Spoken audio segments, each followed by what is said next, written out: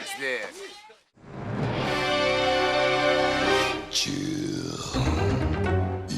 Hello there, gang, and welcome to another episode of Displaying Moral Behaviour, the Earth's mightiest action figure video podcast. So take off your pants, crack a beer, and let's talk toys. Let's talk about the Neca Leonardo Universal Monster Mashup TMNT Igor figure.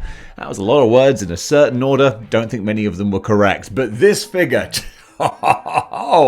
let's talk about him. First of all, right from the beginning, let's look at the box. Boom howdy, Neca. It feels high-end. Everything about Neca just feels a little more luxury, a little more zhuzh. And just the picture on the front of the box. This is not just a randomly churned out thing. So much design work and detail has gone into what is going on here. Look at the artwork on the back. I love this so much. It's the same with the Raphael one.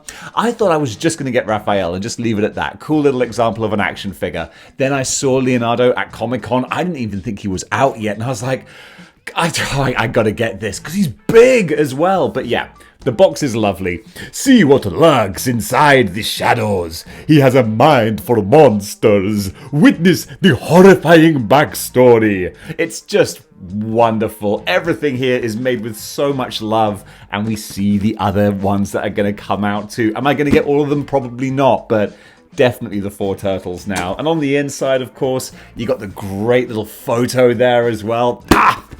Absolutely love it.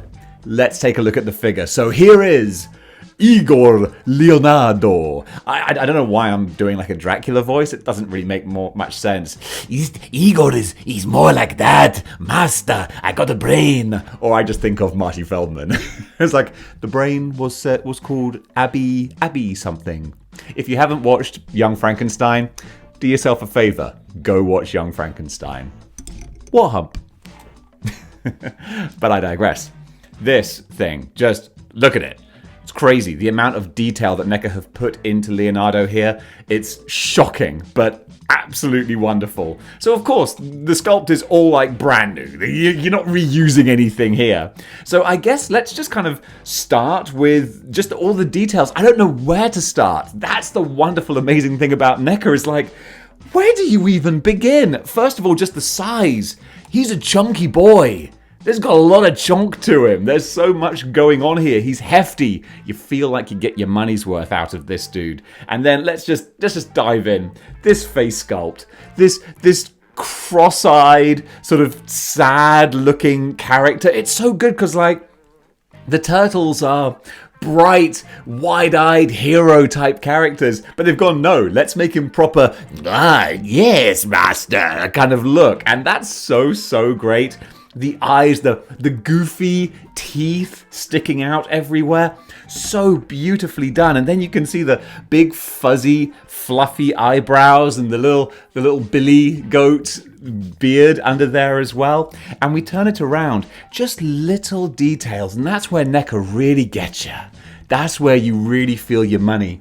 You got the little warts, which makes sense for like, well, I was thinking of more of a toad, not a turtle, but you got these little lumps and bumps and warts and blemishes. You've even got these little staples across his beak there. You didn't need that, but someone was like, yeah, I'm going to throw in a little stitch and staple there. And someone might have gone, okay, well, we're going to need more paint, extra applications, it's going to cost more money. And someone was like, I don't care. We're going all in with this. And they did. And it shows. So then, of course, you got the beautiful little blue bandana here. And the actual bow you can move around. I mean, you're going to have it hanging down anyway. But there's a surprising amount of articulation with this head as well. So you can really have him, like, holding his head down like real sort of, yeah, this brain master. It's so characterful what you can do with that. Now, as we go down, though, you can see I love this. I love when Neca does this, or any action figure company. It's different material. This is proper rope. This isn't like plastic. I don't know what it's made of, because it's kind of smooth to the touch. Like, it is kind of plasticky, but it feels ropey. I think it's like rope with a resin over it or something. I don't know.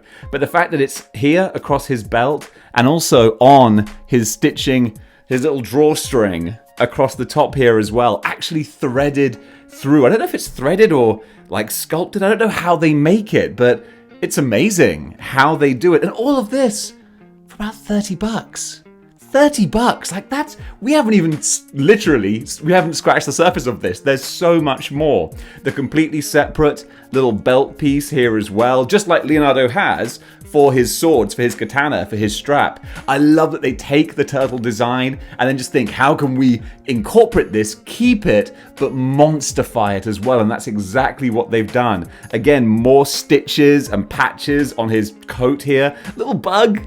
Cute little bug, and it's got an actual metallic reflective kind of paint on it like a beetle would have. So much detail. You got more of the little beetles on his knee pads as well, and then going down his legs there, yes, got the big chunky TMNT movie type knee pads. I like those, very leathery, again in keeping with this style of costume too. And again, extra little stuff, little chain here. Not just some sculpted piece of plastic, but a proper wibbly wobbly chain.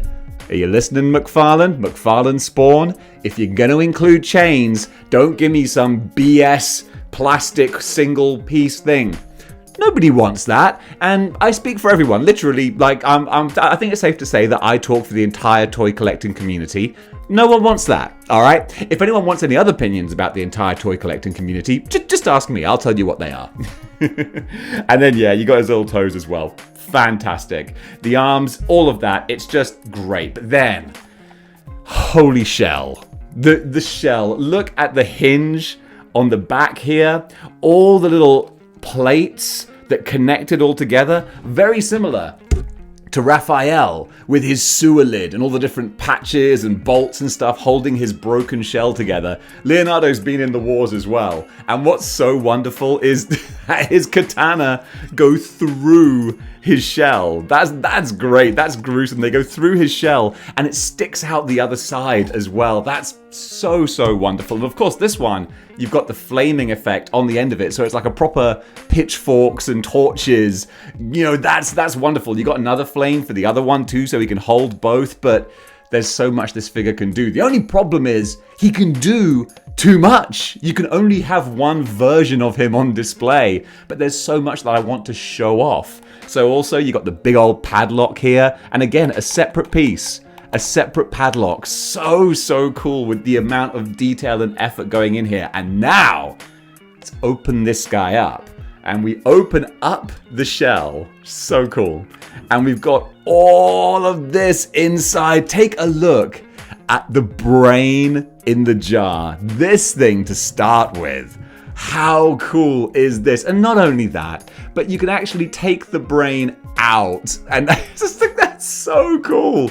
This would be a great prop also for Atticus Doom with Mezco. This would totally be something he'd be playing around with. But yeah, so you can have Igor holding the brain and pointing at it, or you can just have it in this little vat here. Looks so cool. And all the details with the little pumps and the separate piece here, just chef's kiss. Neca, you're killing me here. I was totally gonna stop with Raphael. I was like, why do I need Universal Turtles Monsters Mashup? There's no need for it, except for the fact that they are some of the most beautifully, lovingly crafted action figures I've seen for the longest time. Now, this one here, it actually slots, it fits on a little peg inside his shell, and then above that, of course, you've got this skull. Because why not? Someone just thought, hey look, when we open up Leonardo's skull, or Leonardo's shell, let's make it look awesome. And someone went, we can do that. So also we've got all these accessories here. We've got 2 spades for his grave robbing. Again, that's another really fun thing. Someone went, okay, we've decided we're going to make him Igor. What does Igor do? What are all the things we can put with him? Well, he's a grave robber. So, spade, shovel, all of these. And again, they did different handles for each one. You got a straight one with the wrapping bandages on there. You got one with actual handle. So much detail and nuance. Even all the ridged, kind of damage to the spade. It's got dirt and rust in there. They spent so much time and money on this, and it's just a random bone. Because, hey, he's robbing graves. He's probably going to find a bone or two here and there. He might have seen this and gone like, I will keep this one for my collection. I like this bone. No reason for it, just I want a nice bone. And yeah, even then, I keep noticing other things like little spider inside his shell, because why not? Why not just put another spider inside his shell? Again, that's where I say before, I get a little salty with Legends sometimes, where I'm like, I feel in their design phase, they're thinking, right, okay, what's the cheapest way we can do this? Can we get the budget any lower to make this figure? Whereas with Neca here, they're like, how can we expand this budget? Or like, they're given a huge budget, and they're like, right, we gotta find ways to fill this budget. What can we do to justify the amount of money that we're planning to spend on this? Let's throw in another spider. Let's throw in another shovel. Let's put in another freaking bone, because why not? So great. Like I said, there's another flame effect on here as well. I'm exhausted from gushing about this guy. You can see him next to Raphael, the two of these guys together. What a wonderful Halloween-y kind of centerpiece design this whole wave is going to be once they're finally all out. I'm not going to get April. I might not get Splinter, because there's only so much money and space that you have. But the 4 turtles, absolutely I'm going to get those. And maybe if they do like a badass Dracula Shredder or something, or a Casey Jones, we'll see about that. But Leonardo, absolutely fantastic. Guys, I'm going to rate this figure now, because he deserves a high score. I want to say 9. I want to say a 9 out of 10, and I don't know what I could think to drop it down, but we're getting dangerously close to like perfect action figure territory, but I don't know what else they could have done with him for this price as well. And I gave Quake an 8.5, and I'm like, maybe that was too much for Quake. So in my head, I'm dropping Quake down to an 8, and then Leonardo gets an 8.5, maybe an 8.75, bordering on 9 out of 10. Yeah, there you go. 8.75 for Neca Monster Igor Leonardo. Absolutely fantastic. I love this figure. Chefs, there you go. 8.5 with a chef's kiss, mwah, and a boom seal of model behavior. This action figure displays model behavior. And guys, that does it for my review of Neca Igor Universal Monsters TMNT mashup action figure.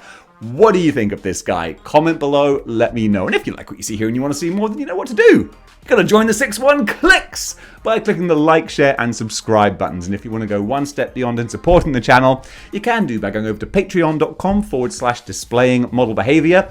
Toss a couple of bucks my way, or you can stay right here on YouTube, grab yourself a channel membership. Or if you don't have any bucks to toss, if you don't have any bucks to toss me at all, don't worry about it. Just sit back, relax, take off your pants, crack a beer, and enjoy the videos, because Lord knows I get a kick out of making them. Folks, thanks very much for watching, and until next time, keep displaying model behavior.